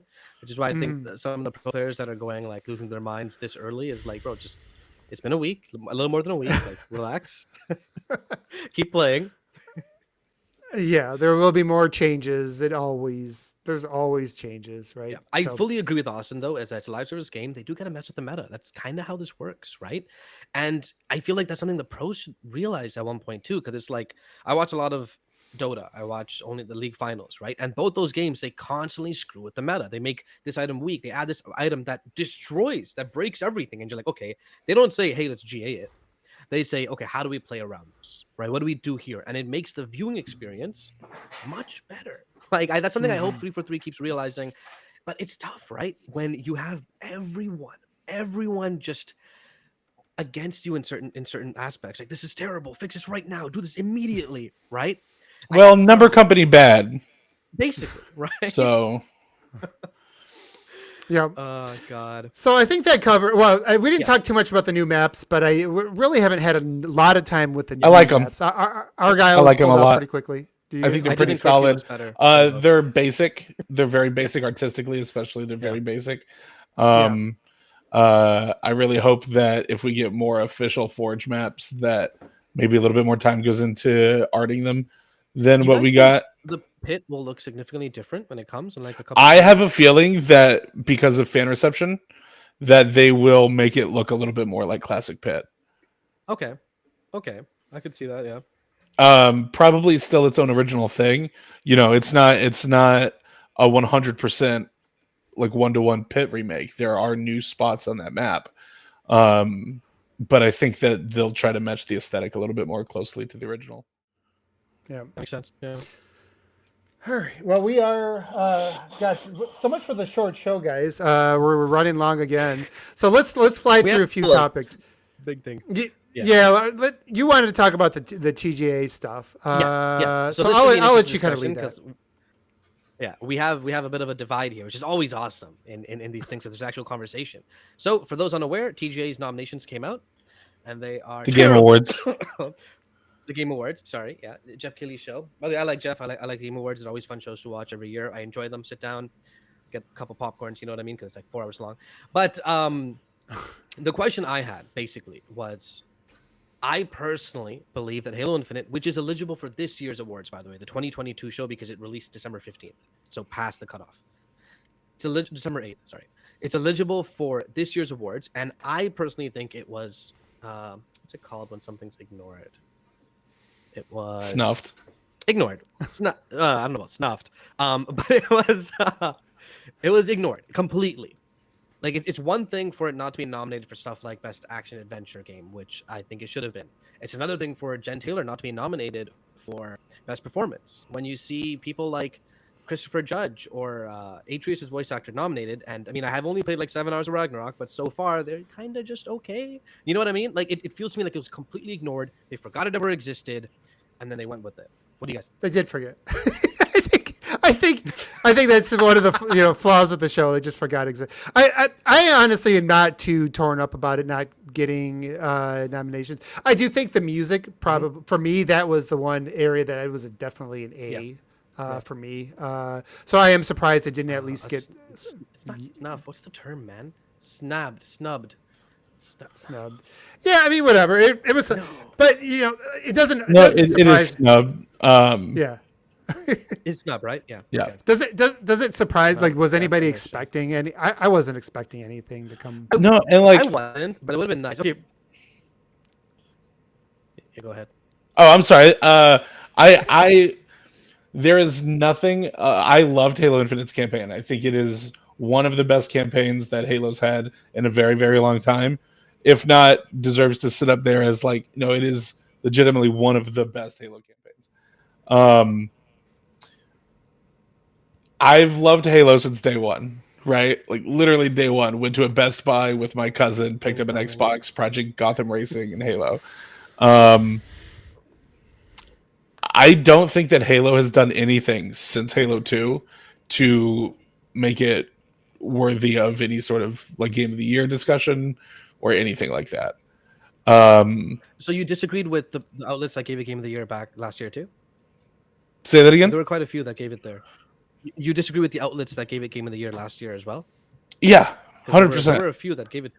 I'd love to go back and look and see who did like give it Game of the Year, but I think that's and like it's a very objective thing. It is your opinion, subjective. Yeah, sorry, thank you. Subjective. Yes. Sorry. Sorry, I didn't mean to be teaching. No. It is a very subjective thing, like what you think the best game of the year is, but like again. In my opinion, like, and even Halo 2 is kind of pushing it. I don't think that a Halo game has been worthy of Game of the Year material. So then the question is, since do you its think inception. any of the games currently nominated are worthy to be up there? Because not very few, except for maybe like one or two, if with that mentality, should be up there, right? They do very little things different. They don't push the boundaries, not really. You know what I mean? Yeah. I think Elden Ring should run away with it. I think But so to too. me, This to is me, Halo, so Elden Abe, we're Ring. talking Halo. But I do want to say this because actually I do. We talked about this a little bit after Elden Ring released. I actually, after playing that, I was like, it actually made me look at Halo Infinite's campaign because I went back through it a second time, the legendary run or whatever, and it made me look at it a little bit differently. Again, moment to moment. I mean, for pretty much any open world game, after playing Elden Ring, you'll go back the old one. Yeah, and you're but like, but that but So- isn't that the? Oh, go ahead. If I can answer Soul's question real fast, I couldn't remember what all of the nominees were. I had to go back and look at them. There is nothing on this list that screams like pure innovation. I don't think that a game needs to be pure innovation for it to be worthy of Game of the Year. But That's like what I if mean, though. like there are like very solid games on this list, I don't think that any of these stand out as like mind-blowing contenders. But if this is the selection of games to go off of, then like it's not hard to whittle this down to like what I think might deserve it over something else. That's what I mean, though, right? What I mean is, I don't mean in terms of overall game of the year, because as you said, it's very subjective, right? Now, I don't even mean the DICE Awards, which do look into things from a more technical aspect, which is good. Yeah. I mean specifically TGA. Jeff's show, how he does his awards, the more Hollywood, Oscar style, giant games, that kind of thing. And I think for his show, Infinite should have been here. That's what I think. So here's what I would say. I will double down and say like there's no way in hell that Infinite would have ever been in this list. Sure. No way in hell, Abe, because it's genuinely not a good enough game to even be up here with these. So it's worse than Requiem? I don't buy that. Or Stray? I don't buy that either. I mean, I'm not even saying Horizon that it's Forbidden worse West? than I a don't buy Plague that Tale either. Requiem. I'm not saying that it's worse than Stray. But like the cultural impact that some of these games had, like Stray went massively viral. That's why it's on the list. Plague Tale Requiem being on here and like not Halo being on here is the most confusing thing to me. Yeah. Plague Tale Requiem looks like a solid game, but like so are 40 other games that happen this year. So before I say anything, Abe, you were trying to say something like a couple times. Yeah. No, like it's pretty easy to figure out. I mean, number one, I do think Halo can eventually make it up on these types of lists, be in the consideration. And I pretty much agree with Austin that really it hasn't done enough to. It's always been fun, and if you're a Halo fan, it's always great. But they've always been, when they've been great, they've been iterative, right? So it's not a lot of innovation, or it might change the sandbox a little bit. This moment-to-moment gameplay was great, but generally, like these campaigns, if a campaign, a single player game is going to get up on that list and it's not doing anything super unique, like artistically or creatively or like innovating, then I think what they're basing it off of is it just tells they're just basing it off the story. I'd agree with that if the other games were similar on the list. Well, the thing is, I think the thing that would hold it back from that audience. Number one, I think the Game Awards is completely flawed. I watch it for the commercials. Yeah. But I watch it for the commercials, right? That's pretty much why I watch it. I don't really care who wins. Honestly, like Yeah. Jeff, What I'll say is every one of these games on this list delivered on the promises that they made. And Halo has not. You think Horizon Forbidden West delivered on its promises? Yes. I don't know. I would say Stray didn't. Stray was a terrible cat game. All the animations were pre-built. I mean, you really do cat stuff. It actually pissed me off a little bit, where it's like, "Hey, do this cat thing. Press X, and it plays a 10-second animation." Like, are you kidding me? I I haven't thought this played is it, a so I cat didn't do game. it. How are you gonna make a cat game that you can't jump? Like, there's no dedicated free jump button. What the heck? I don't even. How do you make a cat game if you can't customize your cat? Sorry. Okay. And Halo has a jump button. But here's the thing though. So Austin is right about this though. It does come down to expectations, right? So this is where I kind of go middle ground on this, because I do think the gameplay loop of Infinite, if you just go for like the 10 minutes of fun thing or whatever, or 10 seconds of fun, whatever they call that, right? They nail that aspect, like that from an open world standpoint, the navigate, getting around, moving around in the world, things like that were as good as it's been from a fun factor. But then if you look at it from a game design aspect, it is like baby's first or Ubisoft game with some of the icons on there. It doesn't do anything innovative with like that aspect. Okay, so let's say we go back a week. Let's say Halo Infinite, instead of releasing December 8th, released November 8th. And was eligible for those years. With that momentum that game had, which, by the way, it had a lot. If you guys remember back then, it reviewed very well. Has like an 84, 85 in Metacritic. It won the fan favorite award of the Game of the Year for last year, right? I don't see it not being nominated for Game of the Year that year. I really don't see that happening. It probably would have got nominated last year. Yeah, I do think that a lot of the negative energy over the year factored into it. But to me, that doesn't even matter. Like, I'm just thinking about it as like, would you normally think about this? And now we've had a year. There's always that's what I'm saying. Like, there's a lot of flaws with that show. And if you have a year, then the warts of things will come out in the year. It's not as fresh. It's not as when you go back and replay. Definitely a thing. Oh yeah.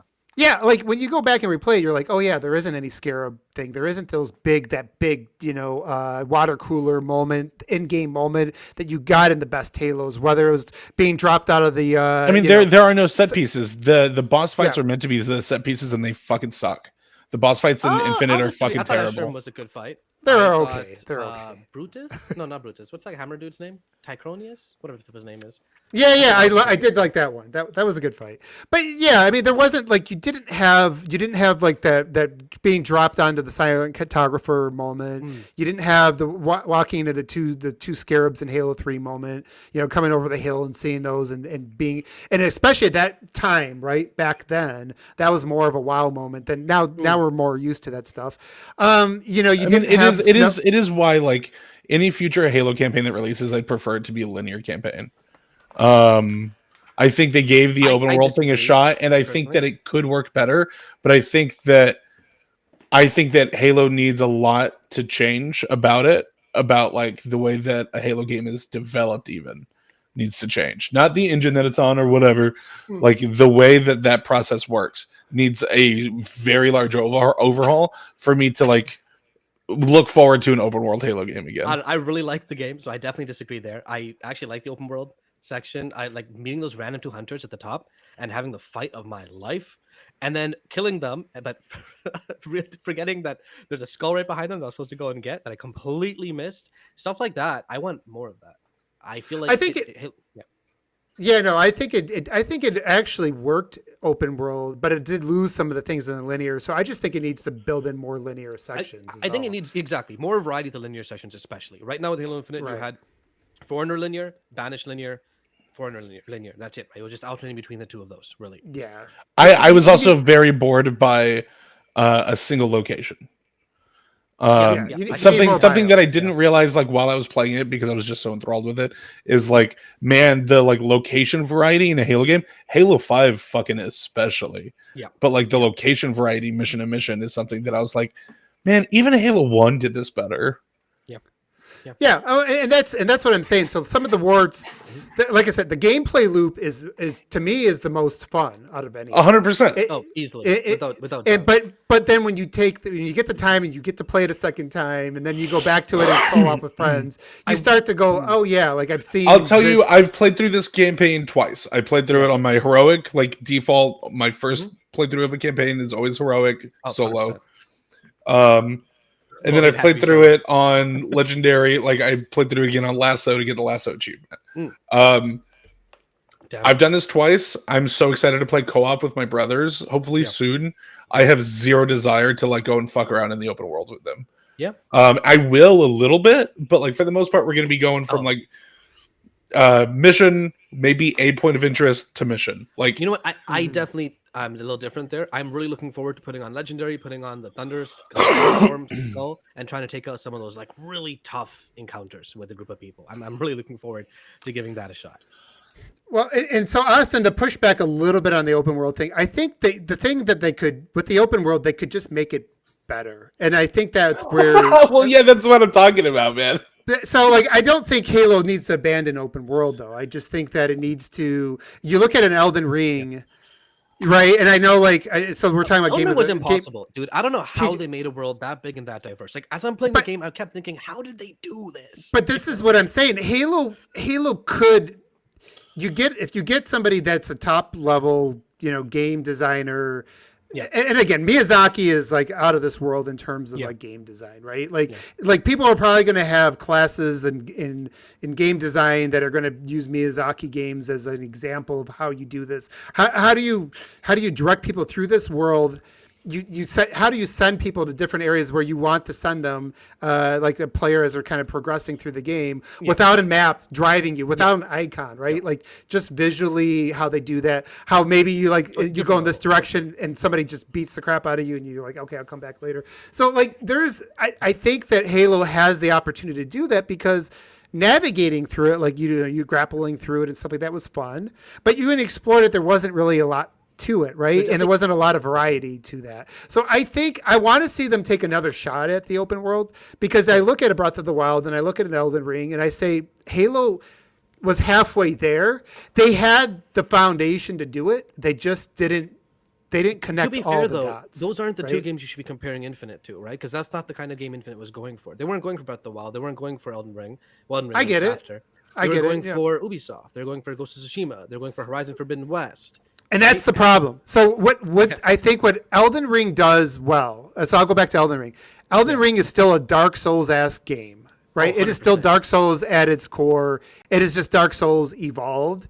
And so Halo doesn't Halo doesn't need to be Elden Ring, but what it needs to do is I think what I want it to do is sort of take that sort of concept of be what you were, right? Think of what's ever made Halo campaigns great. Evolve that, and that's what and you even think about Halo CE. Some of the best levels in all of Halo campaigns were still from CE. I can still go back and play some of those, and they're wide open levels, right? They do have an open world-ish feel. So I think there is a path. I mean, I think there's a path for Halo to do that, and it doesn't mean it's going to copy Elden Ring, but it means that it's going to take its formula, take what did well, and I do think that means more linear parts to the game. I think it means taking more variety, having some more set pieces, having more wow moments. Is probably a really big part of it. Like let's say it was just Halo Infinite, the exact same game we had, but when you switched islands, it was a significantly different location. Some were deserty, some were snowy. I feel like even that one change alone, not that would be enough, but that one change alone would have drastically helped that feeling of sameness. I think the problem that the game had was that it wanted to. This is an immense point of frustration for me about Infinite's open world is you can have so much fun in Infinite's open world. I don't know if any of you guys have ever done any of the launches with some of the weird physics and stuff in the game. I've seen the speed playthroughs. Here's the thing. I do that every time I play in the campaign. I don't go into the campaign and not do that. It's almost like a force of habit. You can only launch yourself so far because guess what exists between the islands? Invisible fucking walls. What's the point of it all being interconnected? Just show me, let me pull up the tech map and see the 6 different islands or whatever. But, make it so that it looks like they're not on top of each other so that you can give them different biomes. They're not going to create the game in a... Oh, that's what you mean. Yes, 100%. Why are they all the same biome? I agree with that fully. Yeah. I would have been fine with having to fast travel between islands because you don't get to just freely move between the islands. Yeah. If you have a Banshee, you can't just fly over a gap. The game doesn't fucking let you. Yeah. So what's the point of doing it? What's the point? Oh, it's so frustrating. That being said, I didn't care for it that much. I thought the environment did still work for what it was. And I still did have a pretty good time in 20 or so hours it took to 100% the heroic. But because I guess that's the other thing, right? Even though it is just one environment, this isn't a Ubisoft game. It's not a Ghost. It's not a Horizon Forbidden West that's going to take 60 hours. It's still, even if you're going for everything, the game still takes between 20 to 25 hours. To be right, and I think that's still a good pace for it. For me, it doesn't overstay its welcome because of that. While I've played games like Spider-Man, which overstayed its welcome 10 hours into the damn game, man. That's mostly because it's insanely. That's wild. I feel exactly opposite about this. I feel like Infinite's open world wore down on me by the time I finished my first playthrough, which was 100% playthrough. Spider-Man, I felt like lasted the perfect amount of time. Really? I went back, I got the platinum trophy in Spider-Man. Oh, I thought them too, and I thought Spider-Man's main storyline, even doing 100% of everything, doing 100% of everything, it overstays its welcome. You're not supposed to do that. Oh yeah, exactly. But just playing through it, I felt like it was perfect. I thought the problem with Spider-Man was the world was nice, even though it was just New York City. We're chasing squirrels.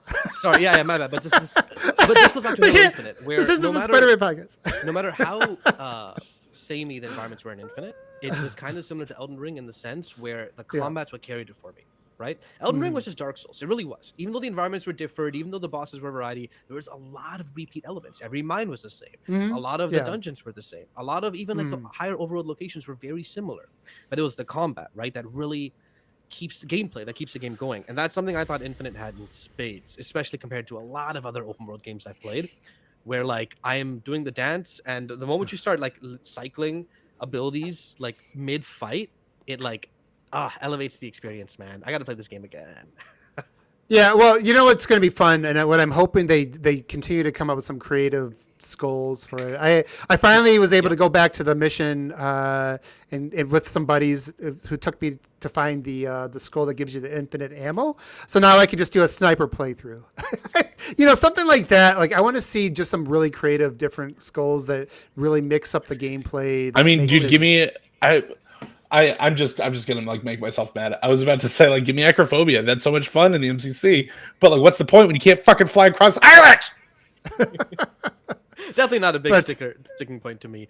But I think back to the original discussion, even if it was a non-district game of the year, I feel like, and there's a discussion with the score that we should have because it's Austin has a good point there too. But even going past that, just Jen Taylor's performance to me, I thought was 100% worthy of being nominated. And it sucked that Halo Infinite released too late, that she didn't get that accolade that she fully deserves. She plays 3 different characters and simultaneously switches between them as you're playing the game. And you can tell just by the voice. I don't need the subtitles to know who's talking, right? I can tell who it is just by the way she's speaking. Yeah. Well, no, I agree with you. I think Jen Taylor was the standout in the story and in the voice acting. I you know, and unfortunately, this is one of the downfalls of, or one of the issues with these kind of award shows. Yeah, with almost any award, like in baseball, they usually give the Gold Glove not to the best defensive player, but the least crappy.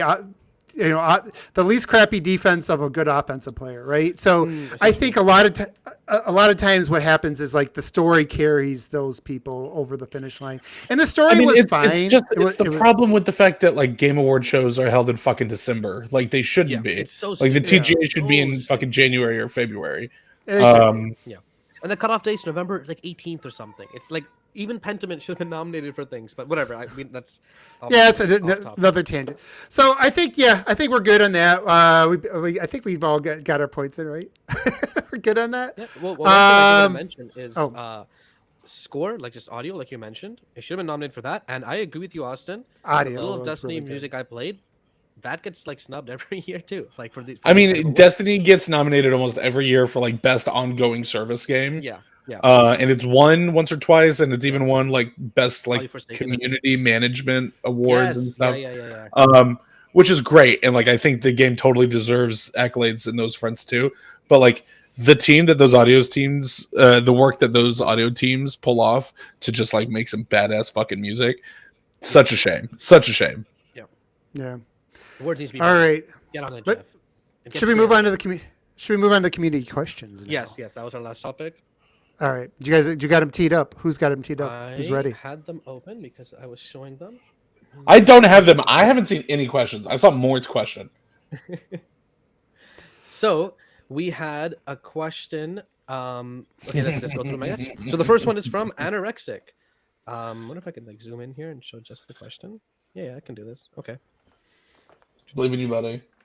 First question is Anorexic. Like, sorry, I didn't crop them out and make them all fancy like Jesse did. Not this time. Maybe next time I will.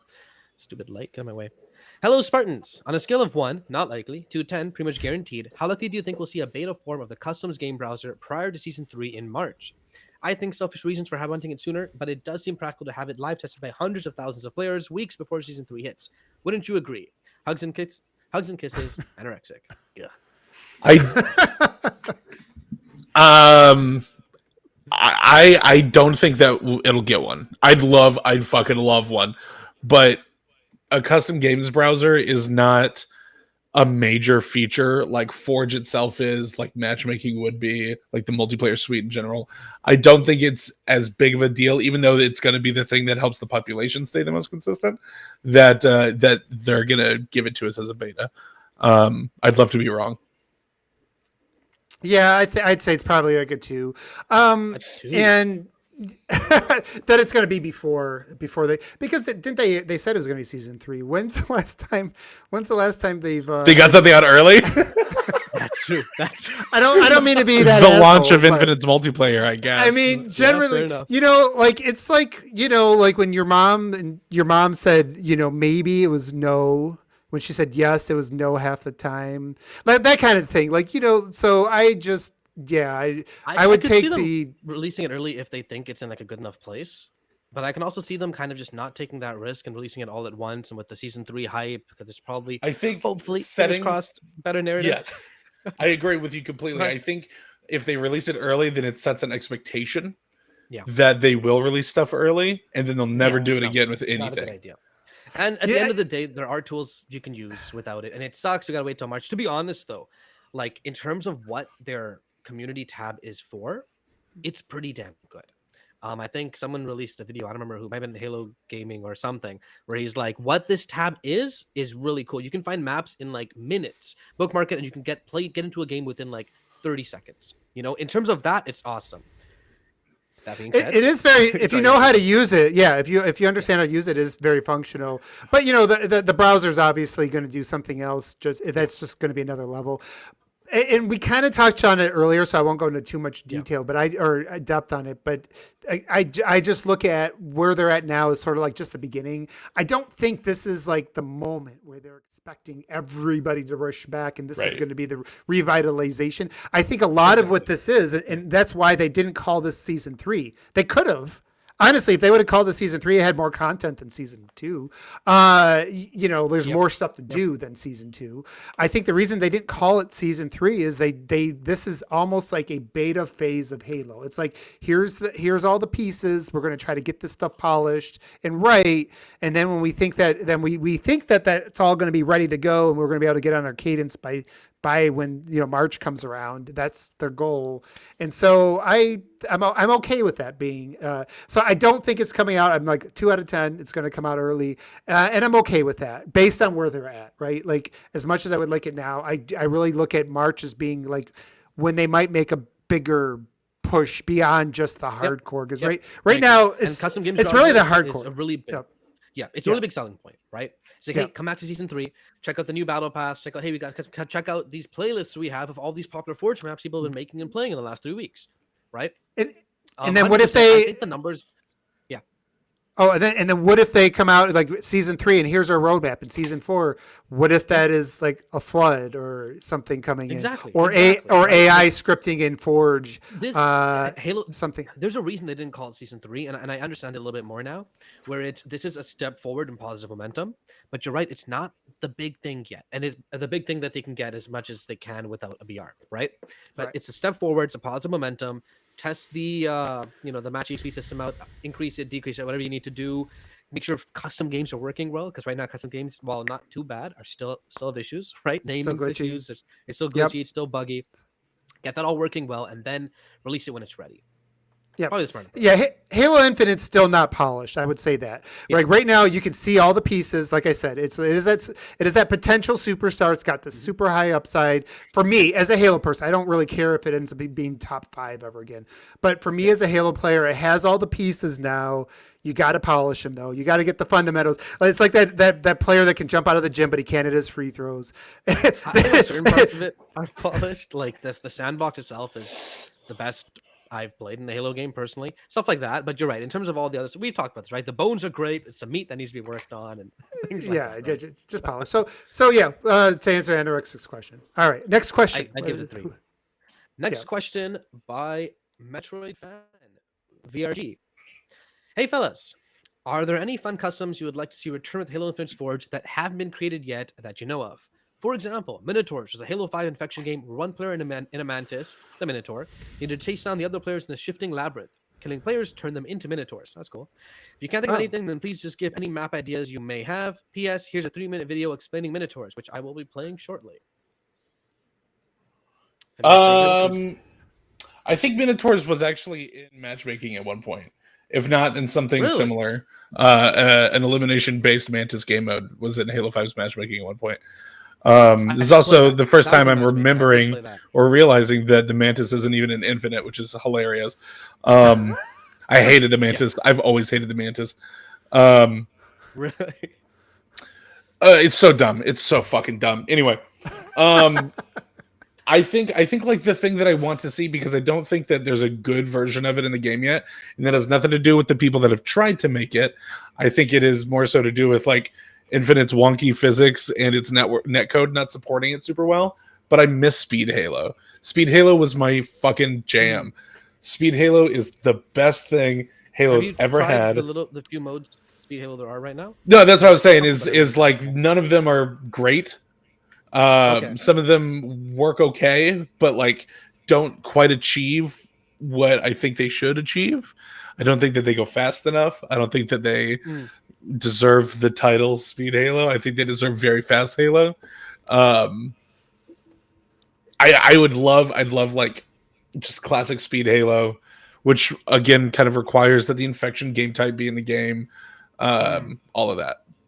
That's my thing. Speed Halo for sure. Did you already say one, Soul? I didn't. Again, I didn't play too much Forge in the past, right? But I did play a little bit, and there was this one like, how do I describe it? Like a clown house, like a haunted house, kinda.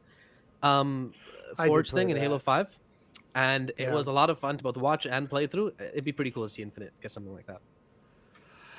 Mine is going to be cheating a little bit because I'm seeing a lot of cool multiplayer things come out. I just want to try. I want to try some of these new things, but something I've always wanted. I wanted Gears to do this. I wanted Halo to do this. A PvE mode that simplifies it to an extent that. So I want them to bring the scripting back to the AI, and I want to see some people create some custom modes with some scoring system in it. And it takes me back to like you think about like old arcade games where you keep playing and the waves get stronger and stronger and stronger, and you just try to survive as long as you can and get as high score as you can. I want to see somebody come up with something really cool with that, and obviously. I mean, you want firefight. But I want but the Halo 5's firefight was not like that. It was like you got this wave. Well, to be fair though, they didn't call it just firefight. It was Warzone firefight. Yeah. I miss ODST's firefight a lot. I just want really basic and just keep throwing the stuff at me until I can't handle it. And like, anymore. dude, it's all in the game already, right? I mean, like the Escherum's level, right, was literally firefight. Like, so I've been missing that. Yeah. So that's what it was. And so we need something like that, and I cannot wait for campaign AI to be put in the. Yes. I think it's going to happen because they wouldn't have even. I don't want to say that. That could be just a couch co-op thing, but they hinted at it. They didn't promise it. I mean, they more than hinted at it. They were like, you know, we really want to do that, but we don't know for sure if we can. They said it a few times, right? Right. Well, they basically said they're working on it in a way. They said like, that's something we want to do. They never confirmed we are actively working on it. They gave it like a pretty big like, hey, we're looking really a lot into this, and it's something we'll hopefully have in the future. Like it was a pretty positive. Yeah. So, I mean, for sure. I just don't want anyone listening to think that we're telling them, yes, campaign AI is coming. Fair enough. Also, Abe, I love you, and I love that idea. I would rather kill myself than have forged firefight than real firefight. But couldn't they make it as good as real firefight? Why not? Nope. Because unless they transform the way that nav mesh works and make it so that you can actually build encounters instead of just dropping enemies in a map, then I don't give a shit. If the encounters aren't interesting, I don't want them. Yeah, I could see that. Maybe. You can put numbers now on the screen. Did you see that? That was so cool. Someone made a Forge map where you want to test how much damage like your weapons do. Someone made it so that you can debug the amount of damage that each weapon does. Cool. Before, like, I was talking to someone, and like, what we do is we'd start a custom game mode. We'd shoot someone once, quit out, and check the damage done. And then we're like, okay, one bullet does this much damage, one shot at this part of their body. And now someone made a map that literally in the message tells you like how much damage you're doing. That's pretty awesome. Yeah, people are just also, getting changed my started. Mind. I want a grapple, no ground. You have to grapple pillars, and everyone. They already have that. Spider-Man. Pulse, flipping, god damn it, coils. That's it. That's their only mode of attack. No sword. Oh, okay. Okay. They But they you're right, do I gotta play that. they do have a Spider-Man type mode where there's no ground and you're I just think grappling. I'm gonna make a list of fun Forge maps and then maybe just try and make my own group. Just not do a party and just try and just play things that look fun. You also the grapple SWAT, right? Grapple SWAT. Oh, that's sick. So it's just like the hex pillars. Yeah. There's no ground, and you just grapple around and like pop each other in the head with BRs. That is That so would be cool. Okay, we gotta go find. And I'll kill myself. We're playing that one tonight, and we'll see if Nick's still good at SWAT. All right, so next question. Yes. Sorry. Next and final question. Still actually. good. Next, last question is by Little Collingwood. What's up? Hello, Halo followers. No, we're actually XboxEra. You have me Halo, but your thoughts about Halo Season 1 not being nominated for Best Adaptation Award for Jeff Keighley's The Game Awards. Good old Collingwood. Also, Uncharted. Really? That was my exact reaction too. By the way, Are we talking about Are we talking about the TV Yes. show?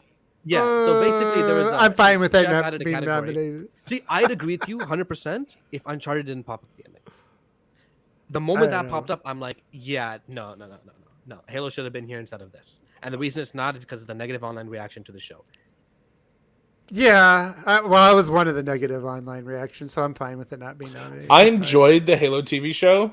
No, I would much rather Uncharted be up here than the Halo Really? show. But Yeah. I don't know. I watched Uncharted a couple times, and it's not bad, but it's nothing special, right? Except for the last set piece, which is pretty cool. Nothing about that movie is even remotely unique or special or anything, right? And Halo Season 1, as weird It as takes some of the too many decisions they made- liberties of it for it to be an adaptation, in my opinion.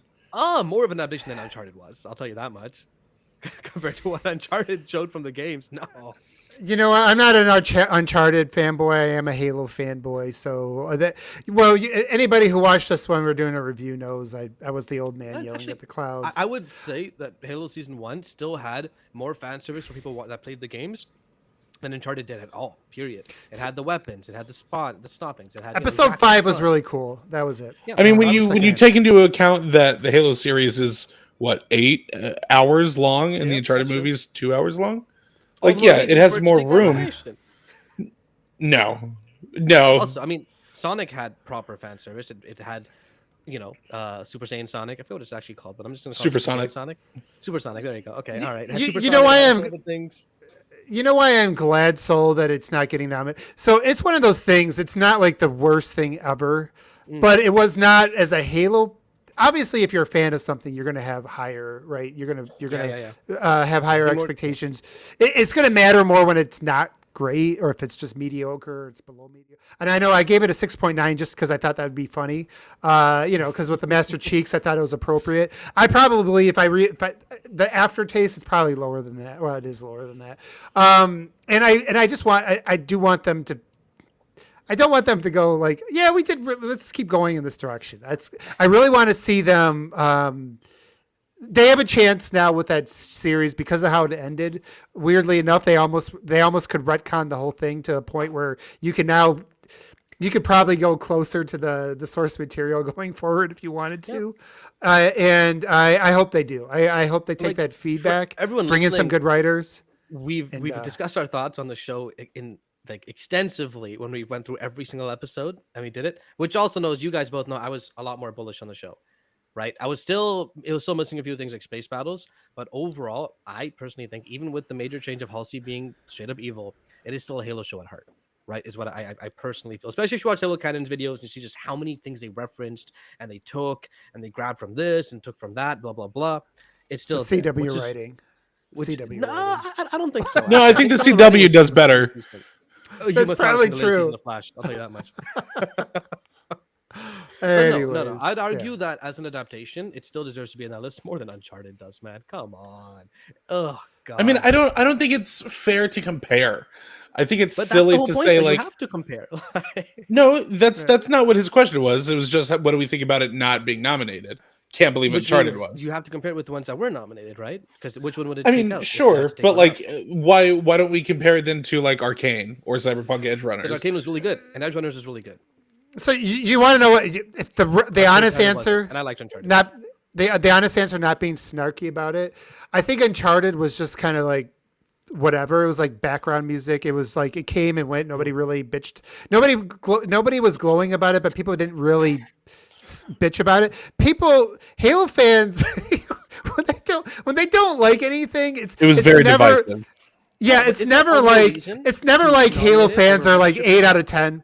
We're never like 7 out of 10 for anything, right? It's either fair enough. it's Fair either enough. it's either a 2 out of 10 or it's or it has its moments where it spikes and it gets really high. But generally when Halo fans, anytime it gets below average or anytime it gets below their expectations, it moves very quickly Oh yeah. towards Oh yeah. It's absolute pretty cool. hate. Yeah, so it just was never going to get there Like being a mediocre I feel like show. it kind of depends on what the award's going for too. Is it going for like, hey, these shows are based on games and whatnot? How are they, right, on their Yeah. own, or is it based on like, hey, how well do they take from the medium they're on, and adapt it or utilize that medium? And I would say, even with all the changes, Halo made, which was a lot, it still had moments from Halo, specifically from Halo, that made it a Halo show. Yes, I know Chief took his helmet off, but that's irrelevant. The books, he's without helmets the entire Took his time. pants off. I'm not too. like I'm not reacting to like I know, and I'm not talking to you there. But No, I know. Yeah. It's just like I feel like if you look at any of the things that are like faithful adaptations, which in my head that's what it means, is like what is the most faithful adaptation? I don't think it should mean Um that. I think it should mean what is the like faithful. It doesn't always mean good either, right? I mean, I'm who's not that s- faithful I'm not adaptation? saying it Hero. does 100%. Obviously like going on that sort of like line of thought, Yeah. it would be like best adaptation that is good. Yes. I don't think that Halo deserves to be on that list. Is it a video game adaptation? 100%. That's it.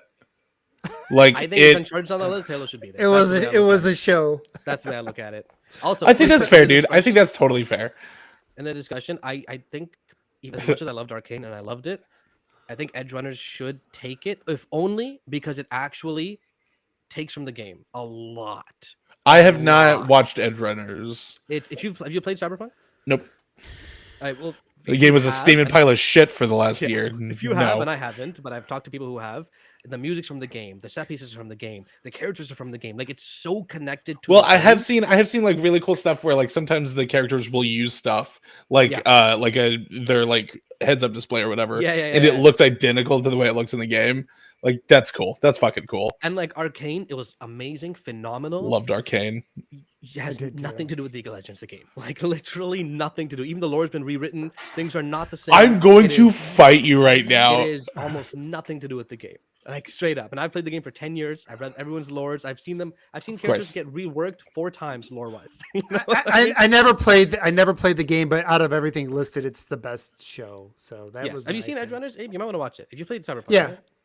Yeah, I played only a few hours of it. I need Give to Edge go Runners a back. shot. It's legit. The ending, last 3 episodes, feel like they ran out of budget, but overall the show is very good.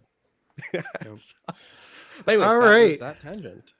Yeah. So, did we answer all the questions? We answered all of We our did, topics. and I talked a lot.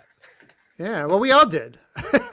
Because we ran. Yeah, So today you were the jinx. Austin, by Yeah, saying that we're going to be a short I was show. like, I think it's actually going to be a pretty short show this week.